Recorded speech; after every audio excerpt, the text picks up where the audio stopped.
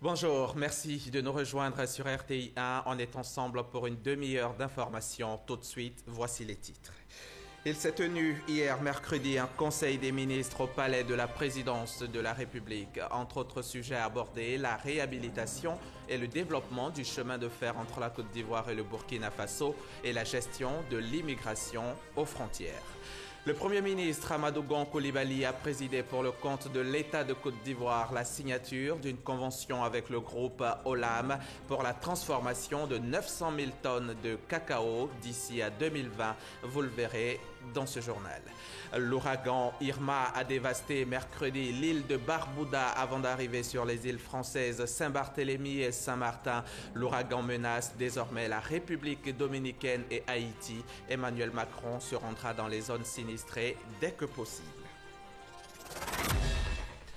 Je vous le disais en titre, le chef de l'État s'est entretenu avec Gilbert Ongbo, le président du FIDA, Fonds international de développement agricole. Cette agence spécialisée des Nations Unies qui œuvre à l'élimination de la pauvreté rurale dans les pays en voie de développement. Au menu des échanges, la coopération entre le FIDA et la Côte d'Ivoire. Le président Alassane Ouattara a présidé hier mercredi un conseil des ministres au palais de la présidence de la République. Entre autres sujets abordés, il était question de la réhabilitation et le développement du chemin de fer entre la Côte d'Ivoire et le Burkina Faso, l'identification, le contrôle des voyageurs et la gestion de l'immigration aux frontières. Le compte-rendu de Awa Touré.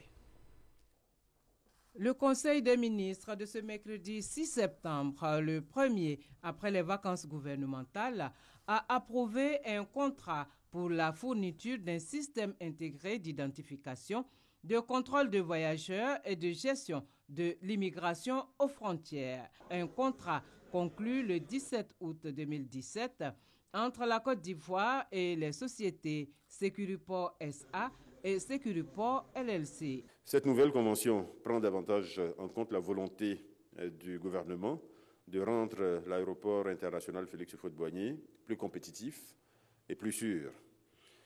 Cette nouvelle convention intègre les préoccupations sécuritaires, mais également administratives, techniques du gouvernement, notamment le relèvement de la qualité technique des prestations à l'aéroport, l'introduction de prestations concernant le renforcement des contrôles aux frontières terrestres et l'installation de portiques de stockage et de détection d'éléments d'identité sur les principales voies routières nationales.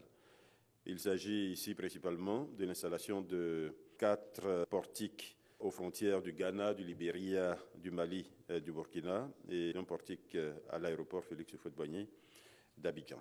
Un autre projet de décret portant cette fois approbation de la Convention de concession révisée pour l'exploitation des transports ferroviaires entre la Côte d'Ivoire et le Burkina Faso a été adopté. Un accord conclu le 29 juillet entre la Côte d'Ivoire, le Burkina Faso et la CITARAI. Cette convention est intervenue à la suite du 3e TAC, traité d'amitié et de coopération entre le Burkina et la Côte d'Ivoire, à l'occasion duquel les chefs d'État avaient décidé de faire du réseau ferroviaire reliant les deux États un puissant vecteur de développement économique pour les deux pays.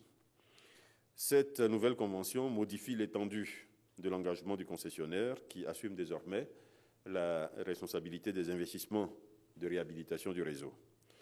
Le programme d'investissement convenu porte sur un montant de 400 millions d'euros, environ 262 milliards de francs CFA.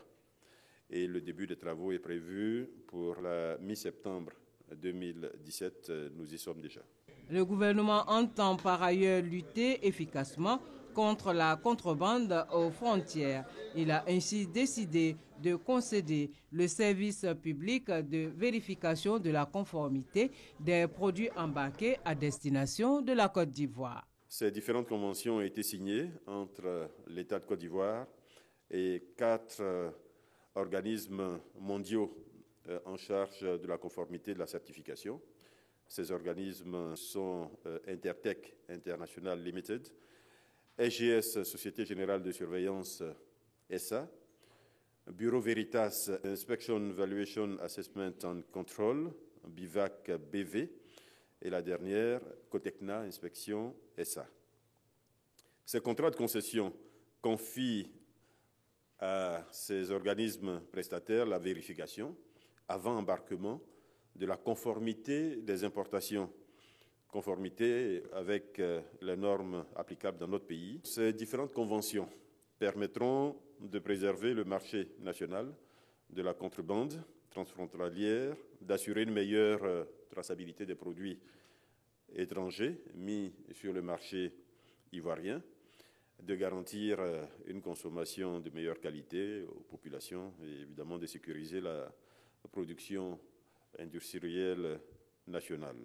Les problèmes survenus à l'occasion de l'organisation de l'édition 2017 du Hadj ont également fait l'objet d'une communication. Il concerne principalement 2 agences sur les 14 opérateurs privés retenus par l'État, l'agence Méridien Hadj et Oumra et l'agence EIMPC. Et il s'agit tout simplement d'enregistrement au-delà des quotas octroyés à ces 2 agences. Donc cela a occasionné un dépassement de 245 candidats. Ces agences avaient entrepris d'obtenir les visas de ces candidats au Hadj via des pays tiers, notamment la Turquie. Et cette opération n'ayant pas marché, évidemment, les dossiers ont été bloqués. Donc, dans le cadre de la résolution de ce problème, 2 mesures ont été arrêtées. La première, évidemment, c'est le remboursement intégral des pèlerins qui le souhaitent. Et deuxièmement, la prise en compte en priorité sur le Hadj 2018 des pèlerins qui souhaitent maintenir leur inscription. Les candidats concernés sont donc invités à contacter ces agences pour récupérer leurs fonds ou reconduire, pour ceux qui le souhaitent, leur inscription pour le Hadj 2018. Le Conseil a par ailleurs donné son accord pour l'organisation à Abidjan les 28 et 29 septembre de la première session du Conseil des ministres du Conseil international consultatif du Kajou.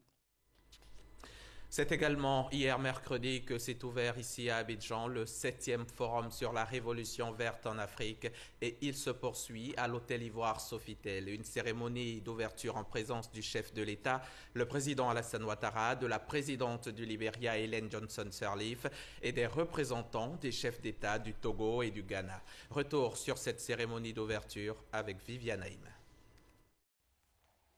Accélérer la marche de l'Afrique vers la prospérité, contribuer à la croissance des économies et à la création d'emplois en Afrique à travers l'agriculture, c'est sur ce thème que la 7e édition du Forum sur la Révolution verte a choisi de s'ouvrir ce mercredi 6 septembre, ici à Abidjan, pour sa toute première fois en Afrique francophone.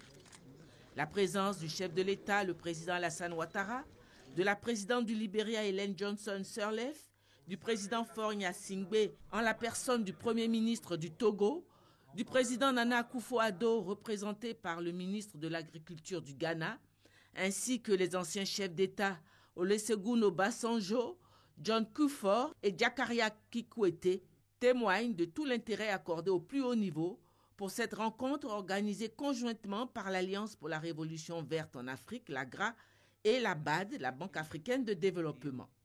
L'objectif visé par ce forum, qui réunit des experts agricoles, des acteurs du secteur public et privé, ainsi que des partenaires au développement, débattre, partager des expériences et adopter des mesures concrètes pour développer le secteur agricole et en faire un pôle d'industrialisation et de création d'emplois.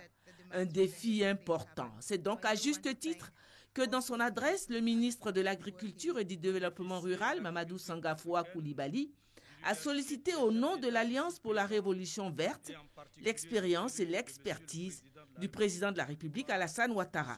Excellence, Monsieur le Président de la République, plusieurs sujets, qu'ils soient politiques ou économiques, dans la sous-région ou sur le continent, ont déjà bénéficié de votre leadership.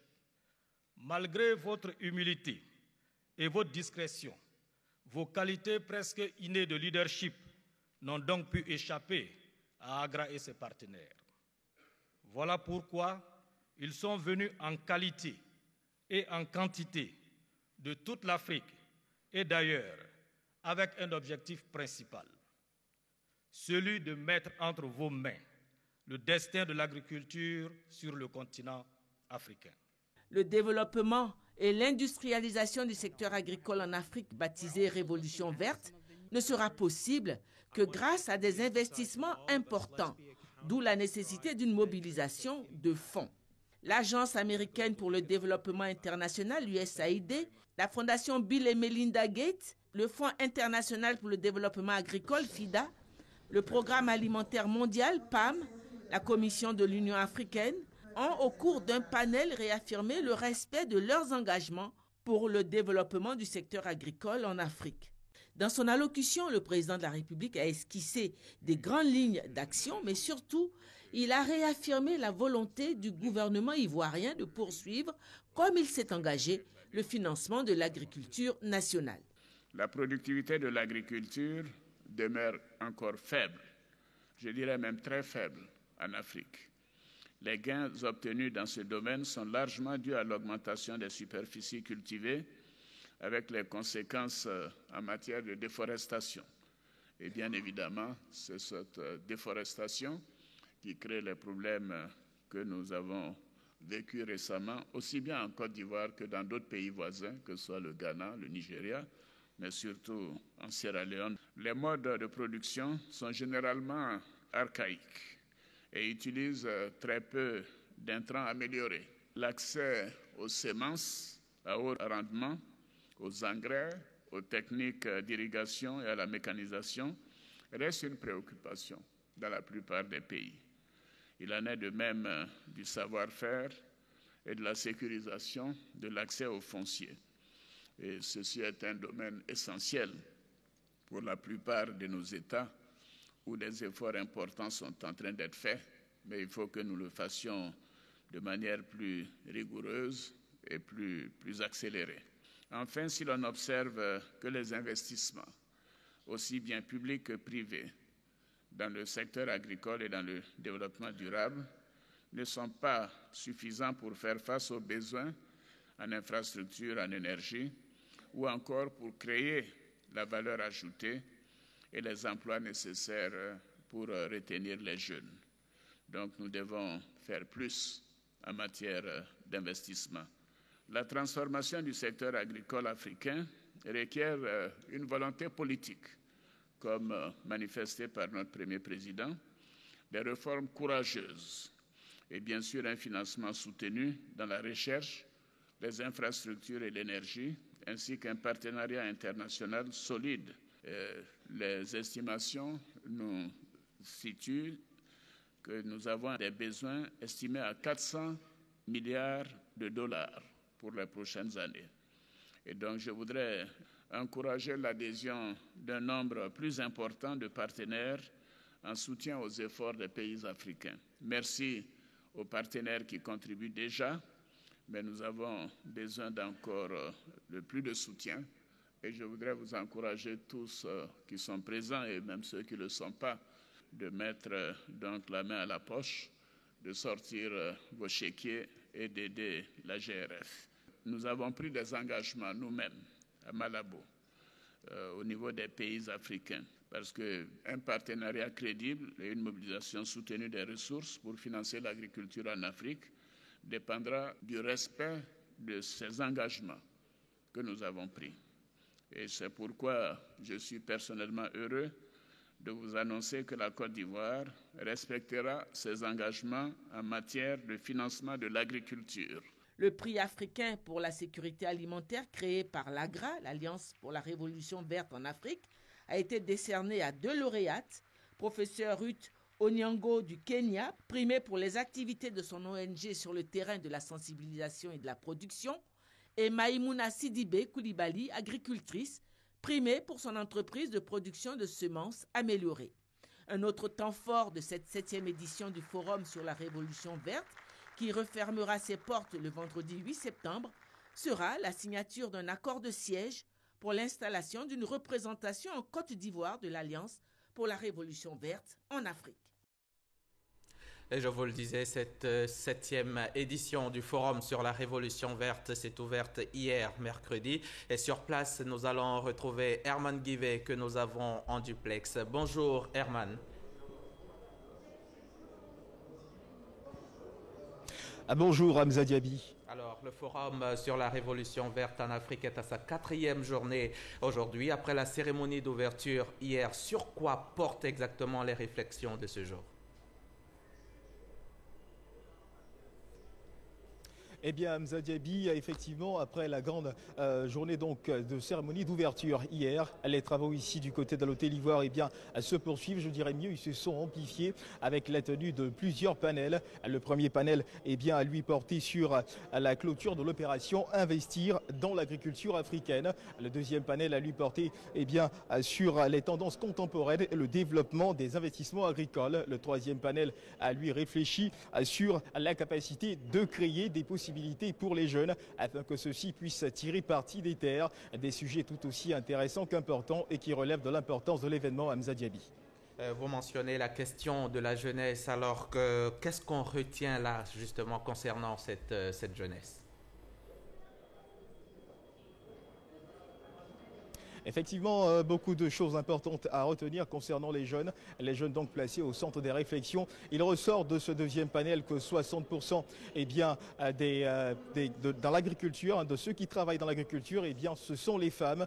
Qu'est-ce qui explique donc le désintérêt que manifestent les jeunes pour l'agriculture? Pour tenter de répondre à cette question, nous ne sommes pas seuls, nous sommes avec un expert de l'AGRA, nous sommes avec le directeur régional de l'AGRA, le docteur Fadel Ndiamé, directeur régional de l'AGRA pour l'Afrique de l'Ouest. Docteur, bonjour. Bonjour, monsieur. Alors, dites-nous, un deuxième panel qui a donc mis les jeunes au centre des réflexions. Il ressort que ces jeunes manifestent un certain désintérêt pour les pratiques agricoles. Qu'est-ce qui explique ce fait? Dites-nous. Alors, je vous remercie pour l'opportunité. Il faut dire que le Forum d'Abidjan a vraiment réussi à mettre le doigt sur les enjeux principaux de l'agriculture, qui demeure la principale source de croissance, de création d'emplois pour nos pays. On se trouve dans une situation où nos pays continuent à importer beaucoup de nourriture alors qu'elle peut être produite localement. L'opportunité que cela constitue, c'est en considérant toute la chaîne de valeur. Les jeunes peuvent s'insérer dans des créneaux rentables qui leur permettent de gagner leur vie, mais pour que cela arrive, il faut que des conditions optimales soient créées. La perception actuelle, c'est que les jeunes ne seraient pas intéressés à faire l'agriculture comme juste une tradition, quelque chose qu'on fait quand on a échoué partout. Mais la bonne nouvelle, c'est que dans les pays développés, qui ont réussi vraiment qui tirent le monde, ils ont bâti leur fortune à partir de l'agriculture, mais en l'organisant différemment, en créant des conditions optimales pour les jeunes d'accéder à la terre, d'accéder à la technologie, d'accéder au financement et au marché. Le but principal de ce forum, c'est de réfléchir sur les conditions requises pour faire de l'agriculture le vecteur principal pour conduire nos pays dans la prospérité. Nous avons réfléchi à des mesures très spécifiques, des recommandations vont sortir en matière comment gérer la question de l'accès à la terre, la sécurisation de cet accès pour permettre aux jeunes et aux femmes de pouvoir utiliser leur patrimoine pour accéder au financement, l'utilisation de nouvelles technologies de l'information et de la communication. Les jeunes constituent probablement le secteur le plus dynamique pour cela, pour réorganiser l'agro-business qui va des intrants, la production, la transformation et la commercialisation. Il faut réaliser que quand bien même la Côte d'Ivoire est déjà un géant agricole, et ça se fonde sur l'histoire du pays, Monsieur le ministre de l'Agriculture, d'abord Monsieur le Président de la République nous a fait l'honneur d'ouvrir l'atelier, le forum, et il a mis l'accent sur l'héritage exceptionnel qui vient du premier président de la Côte d'Ivoire. Nous avons pu constater que cet héritage est en train d'être multiplié, fructifié par les autorités actuelles. Et Monsieur le ministre nous a rappelé que le défi, c'est de passer de la production brute à la transformation, pour qu'on cesse d'exporter de la matière première que d'autres transforment et nous réexportent, ce qui veut dire que nous exportons des emplois. L'opportunité aujourd'hui pour les jeunes, c'est de changer la perception de l'agriculture. Et la manière de le faire, c'est de trouver des jeunes qui ont réussi, éduqués et qui gagnent leur vie en faisant une agriculture moderne. Alors je tiens également à rappeler que vous êtes co-organisateur de ce grand événement, on va dire à mi-parcours, sentiment de satisfaction quant aux attentes? On est extrêmement satisfait. Je peux même dire qu'on a déjà atteint nos objectifs. Parce que quand on démarrait, on s'était fixé des objectifs très précis entre le gouvernement de Côte d'Ivoire, AGRF et la Banque africaine de développement. Le premier défi, c'était un défi de leadership qui devait se matérialiser par la présence des plus hautes autorités du pays à ce forum. Nous avons eu le privilège d'avoir son Excellence, Monsieur le Président de la République, que 2 de ses pairs ont rejoint, la présidente du Libéria, le Premier ministre du Togo, ce qui fait déjà qu'on a battu le record du Kenya. C'est un des défis que Monsieur le ministre de l'Agriculture nous avait gentiment posé, en nous disant, si vous voulez voir à quoi ressemble la transformation agricole, venez en Côte d'Ivoire. Donc sur le plan du leadership, on l'a gagné. Sur le plan de la participation, on s'attendait à 750 délégués. Au moment où je parle, on est à plus de 1200. Sentiment de satisfaction donc? Extrêmement satisfait. On a encore 2 jours, mais la vraie satisfaction viendra quand on aura vraiment récolté le fruit de cette conversation. C'est qu'il y ait des engagements financiers fermes pour que les producteurs, les productrices, les transformatrices de Côte d'Ivoire et de la région aient des opportunités d'affaires qui font avancer l'agriculture et réaliser le potentiel énorme que cette agriculture a, non seulement pour la Côte d'Ivoire ou la région, mais pour tout le continent africain. Alors, satisfait. Merci Monsieur Fadel Ndiamé. Alors Hamza Diaby, je tenais à rappeler que nous étions à l'instant donc avec Monsieur Fadel Ndiamé, directeur régional pour la zone donc Afrique de l'Ouest, qui nous donnait son sentiment sur la tenue du panel ce matin. Merci de nous avoir suivis. À vous l'antenne. Merci Herman Guivet. Je rappelle que vous couvrez pour RTI 1 le 7e forum sur la révolution verte en Afrique qui se tient à l'hôtel Ivoire Sofitel. Le Premier ministre Amadou Gon Coulibaly lui a présidé pour le compte de l'État de Côte d'Ivoire la signature d'une convention avec le groupe Olam pour la transformation de 900 000 tonnes de cacao d'ici à 2020. Un accord qui permettra, selon le ministre de l'Industrie Jean-Claude Brou, de passer de 35 à 50%. On en sait plus avec Gabriel Zani. Le Premier ministre Amadou Gon Coulibaly a présidé pour le compte de l'État de Côte d'Ivoire la signature d'une convention avec le groupe Olam. Ce mardi, à la primature pour la transformation de 900 000 tonnes de cacao d'ici à 2020. Le groupe Olam a investi environ 150 milliards de francs CFA dans le cacao, selon son directeur général. Dans le cadre de nos engagements dans le secteur du cacao en Côte d'Ivoire, nous avons déjà 2 usines de cacao en Côte d'Ivoire, à San Pedro et à Abidjan. Et la signature de la convention nous permettra d'investir davantage dans ce secteur pour créer plus de valeur ajoutée. Nous avons une capacité installée de 150 000 tonnes en Côte d'Ivoire. Donc nous prévoyons d'acheter du cacao pour cette capacité-là pour transformer localement et plus de 200 000 tonnes supplémentaires pour nos clients à travers le monde. Selon le ministre de l'Industrie et des Mines, Jean-Claude Brou, cet accord permettra à la Côte d'Ivoire de passer d'un taux de transformation actuel de 35% à 50%, tel qu'envisagé par le gouvernement. Aujourd'hui, nous avons des capacités de transformation installées qui tournent autour de 550 000 tonnes. Nous sommes bien sur la voie pour atteindre l'objectif de 50% de transformation du cacao en Côte d'Ivoire. La convention participe au programme de transformation structurelle de l'économie ivoirienne et permettra de créer des emplois, d'améliorer les investissements dans les produits modernes technologiques et de créer des ressources pour le pays.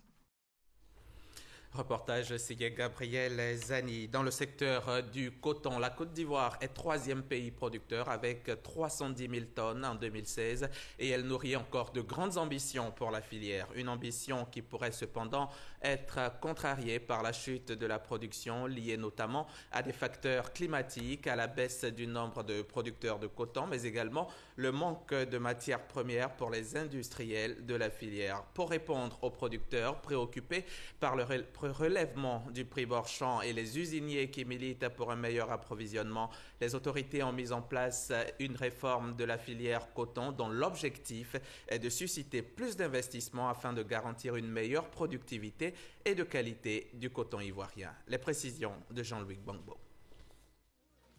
Dembokro, Union textile industrielle de Côte d'Ivoire, UTEXI. Cet ancien fleuron de l'industrie cotonnière et textile, repris par un opérateur privé, essaie de trouver son lustre d'antan. Mais il se heurte à un problème majeur, le manque de coton, sa principale matière première. Toutes les machines que vous voyez là marchent à merveille. Toutes ces machines-là marchent très bien.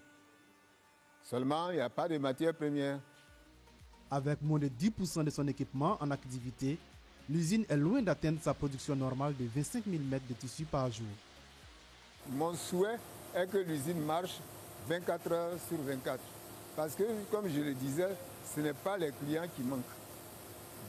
C'est plutôt notre produit qui manque. Si on ne peut vraiment pas atteindre les 100%, mais il faut qu'on atteigne au moins les 78% ou bien 80%. Moi, c'est mon souhait. Le directeur technique estime les besoins d'investissement dans cette unité à 4 milliards de francs CFA, en équipement, mais aussi en matières premières. Car le principal problème de la filière coton reste la disponibilité de la matière première, la fibre et la graine de coton.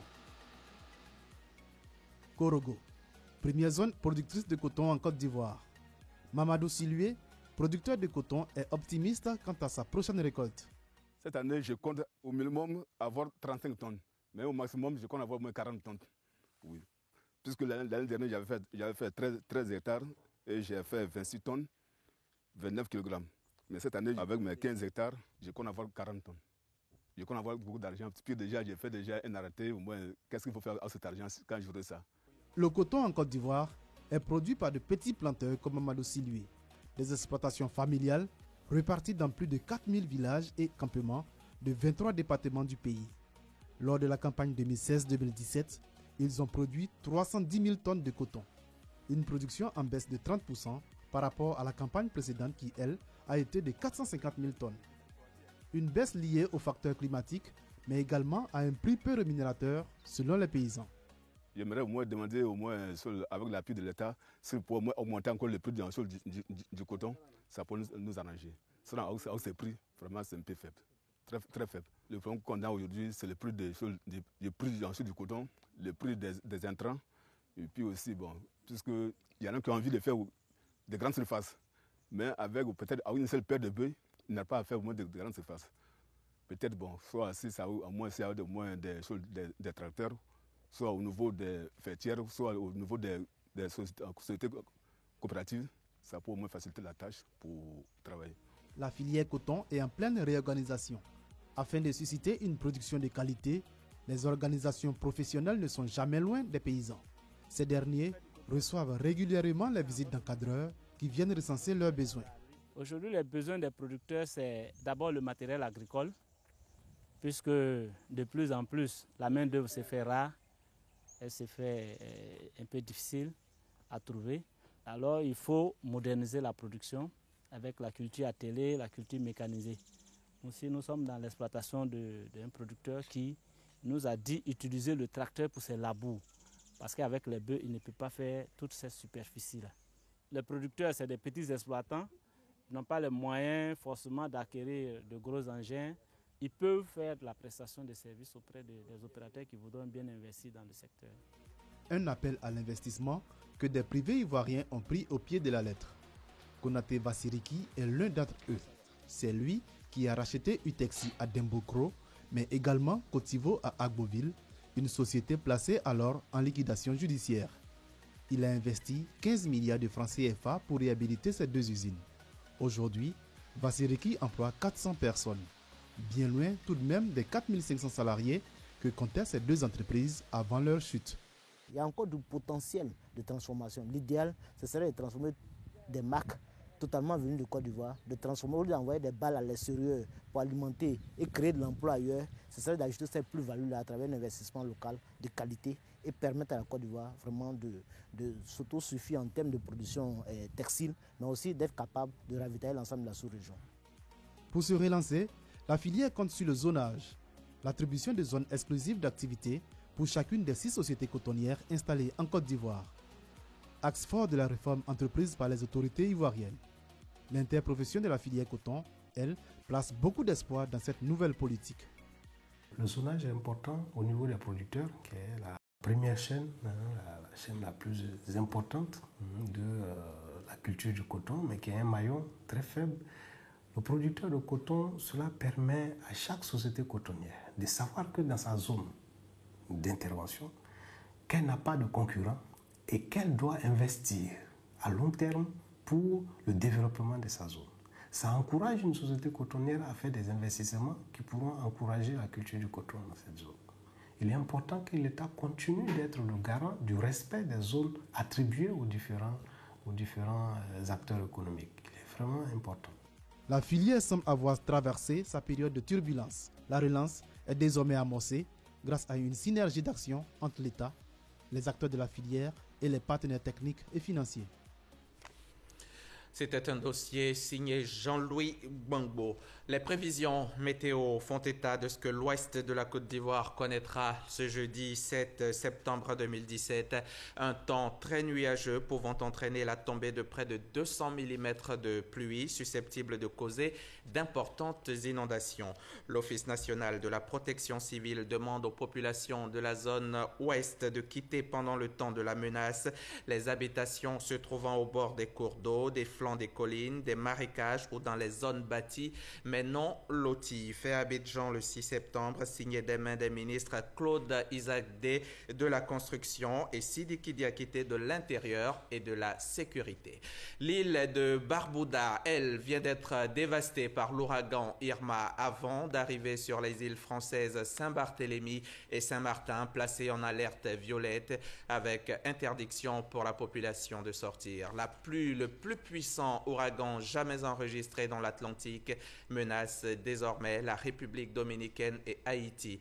Port-au-Prince et l'ensemble du pays sont en alerte rouge. Au moins 8 personnes ont été tuées et 23 autres blessées. Un bilan encore provisoire. Michel Digré. Mer déchaînée, toit arraché, bateaux projetés sur les routes. L'ouragan Irma a totalement dévasté l'île de Barbuda et ravagé l'île franco-néerlandaise de Saint-Martin. Le bilan le plus dramatique est venu de la partie française de Saint-Martin, avec 8 morts confirmés et plus de 90% des habitations détruites. L'île de Barbuda, qui compte environ 1600 habitants, n'est plus qu'un tas de décombres. Le président français Emmanuel Macron a prévenu qu'il fallait s'attendre à un bilan dur et cruel. Quant au président Donald Trump, il a placé les îles Vierges américaines, Porto Rico et la Floride en état d'alerte. Irma est d'ores et déjà un ouragan historique et d'une intensité sans précédent sur l'Atlantique, selon Météo France. Il est plus puissant qu'Harvey, qui a récemment frappé le Texas et la Louisiane. C'est la fin de ce journal. Merci de l'avoir suivi. Bonne journée sur RTI.